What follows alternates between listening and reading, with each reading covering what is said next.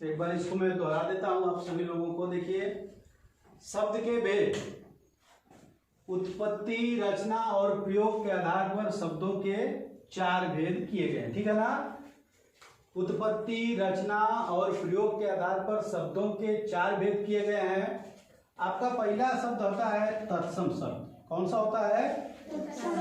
तत्सम। दूसरा होता है तद्भव शब्द। तीसरा होता है देशज और चौथा होता है विदेशी शब्द। देखिए, आप दिन भर जितनी भी हिंदी बोलते हो, आप जितनी भी बातचीत करते हो, जितना भी भाषा का प्रयोग करते हो, सीधा बैठ जाओ, तो उसमें इन चारों शब्दों, इन चारों जो भाषाएं होती हैं, शब्द होते हैं, इनके अंतर्गत जो जो भी आते हैं आप उसका कहीं ना कहीं आप प्रयोग करते हो। ठीक है ना? जैसे पहला है तत्सम शब्द। तत्सम शब्द क्या होता है? तत्सम शब्द वो शब्द है जो अपने मूल रूप में ही आज भी प्रयोग किया जाता है।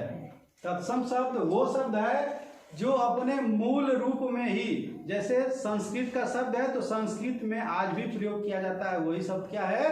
तत्सम शब्द है। जैसे कर्ण, अच्छी, दंग, क्षेत्र, पत्र, दुग्ध, मातृ, भ्रातृ, ये शब्द आज भी ये शब्द किस में प्रयोग किए जाते हैं? संस्कृत में ही प्रयोग किए जाते हैं। अब इससे हट करके इन सब का जब थोड़ा सा भाषा में प्रयोग अलग हो गया तो इसी को कहा गया तद्भव शब्द। जैसे अब यहाँ पे देखिए, मैंने लिख भी दिया है, जैसे क्षीर को समुद्र कहा जाने लगा। पहले क्षीर को क्षीर कहा जाता था संस्कृत में, लेकिन अभी हिंदी में हम लोग क्या बोले इसको? समुद्र।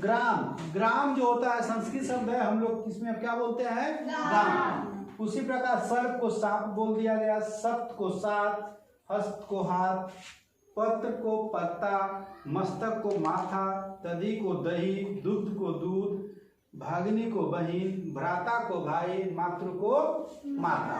तो ये शब्द जो अब तद्भव, तो तत्सम शब्द आप समझ गए? वो शब्द जो संस्कृत के अपने मूल रूप में ही रह गए, वो शब्द कौन से रहे? तत्सम शब्द। और तद्भव शब्द वे शब्द जो भाषा पे धीरे धीरे उसमें क्या हुआ? परिवर्तन हो गया और वो शब्द परिवर्तन करके बोला जाने लगा, वो शब्द कौन सा हो गया? तद्भव शब्द। आज हम लोग 2 ही पढ़ेंगे, तत्सम शब्द और तद्भव शब्द। कल हम लोग पढ़ेंगे देशज शब्द और विदेशी शब्द। आप ये जान लीजिए, आप जितना बोलते हो, जितना बातचीत करते हो, जिन भाषाओं का प्रयोग, जिन शब्दों का प्रयोग करते हो, इन्हीं चारों शब्दों में से वो शब्द आप बोलते हो। ठीक है ना?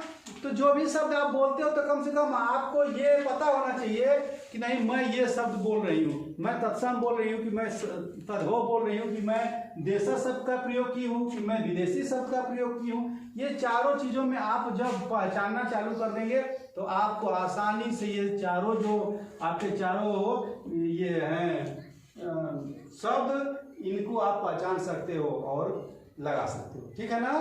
तो इसको आप याद कर लेंगे, फिर कॉपी पे भी कर लेंगे। ठीक है ना? और